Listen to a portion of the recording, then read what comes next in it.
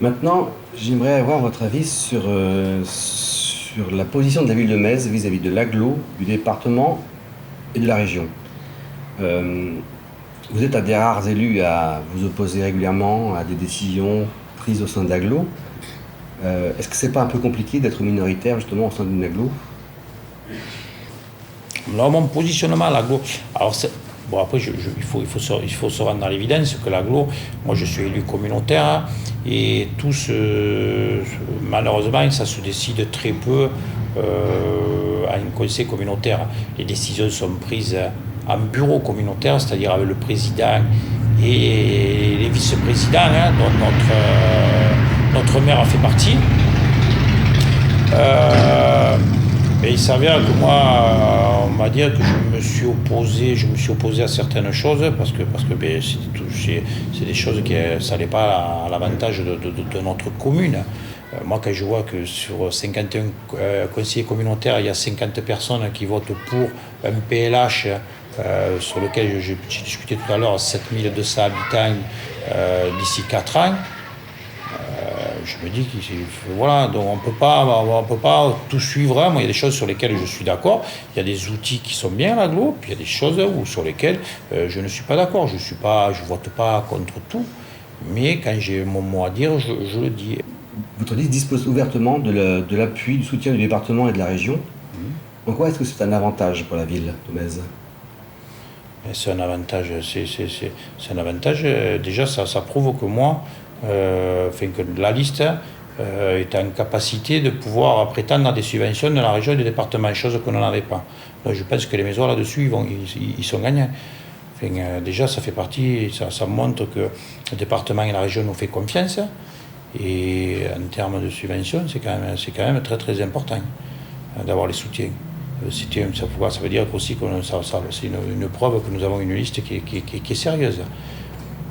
Monsieur le maire a perdu l'appui du département et de la région par ses choix, certes qu'il a fait à l'agglo.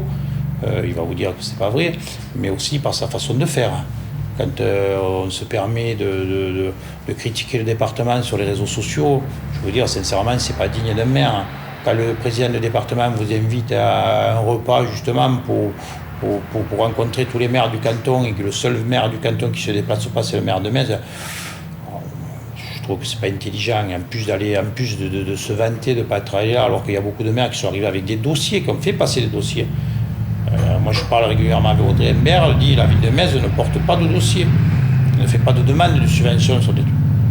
On va terminer par une question qui concerne les fameuses fake news et les mauvaises rumeurs.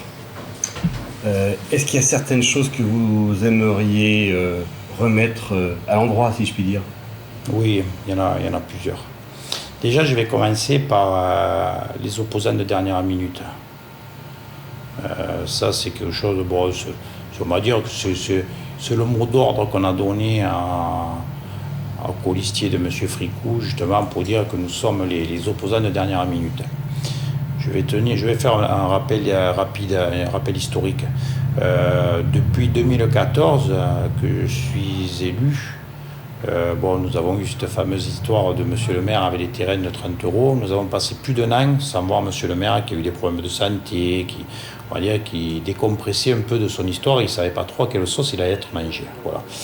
Ensuite, il y a eu la fameuse histoire de l'agglo, où logiquement, quand vous voyez l'ordre, j'étais le 4e adjoint, donc c'était tout à fait logique que j'aille à l'agglo. Bon, c'est avéré qu'ils ont mis la parité, machin, ils ont envoyé Madame Cabrol.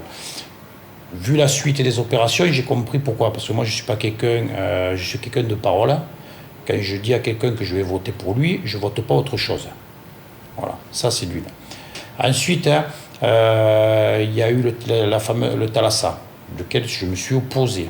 Ça, c'était en 2017, sur la vente. Je pense que ça a été assez tendu. Il y a des coupures de presse qui prouve ce que j'ai dit. J'ai même dit que si ça continue comme ça, je ne repartirai pas avec cette équipe-là. Je veux dire, je les retrouverai. Il y a eu des histoires du PLU. Puis on a essayé quand M. Yves Pietrasanta a démissionné, on a essayé d'envoyer quelqu'un d'autre à ma place à l'agglo. Avec des textos qui ont été envoyés à l'opposition en leur disant que j'étais un front national, je sais moi tout ce qui... Voilà, ça fait partie des fake news aussi. Voilà. Pourquoi j'ai pas démissionné avant? J'ai pas démissionné avant, bon déjà on voulait aller jusqu'au bout du mandat, et puis je pense que c'était au maire à nous démissionner, hein. Il attendait qu'on parte, et nous on avait à cœur de finir le travail engagé. Voilà pourquoi on n'est pas parti avant. C'est cette histoire de Front National qui vous colle à la peau?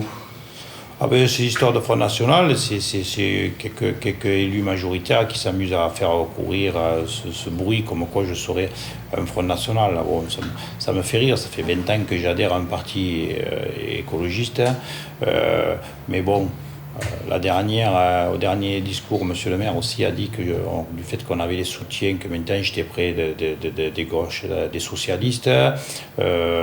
Là, dernièrement, nous sommes montés aux HLM, rencontrer les gens de la Frédéric Mistral.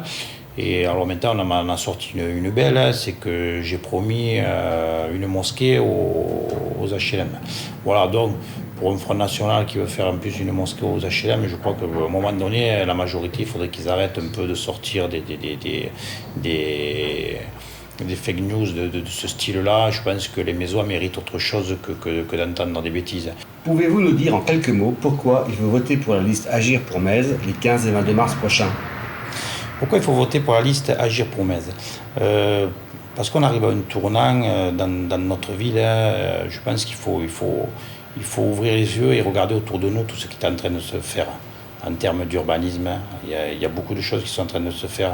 Et si les Mésois ne veulent pas d'une ville dortoir, d'une ville de résidence secondaire, je pense qu'il va falloir réagir. En plus, nous avons été la seule liste à faire une consultation citoyenne, à donner la parole aux Mésois. Et nous continuons à travailler avec les Mésois pour justement construire leur avenir. Et les Mésois veulent une équipe à l'écoute. Et nous sommes une équipe à l'écoute. Et ce que je peux vous dire, c'est qu'autour de moi, il y a une équipe de gens dynamiques, compétents. Et donc j'invite bien sûr les gens à voter pour cette équipe-là.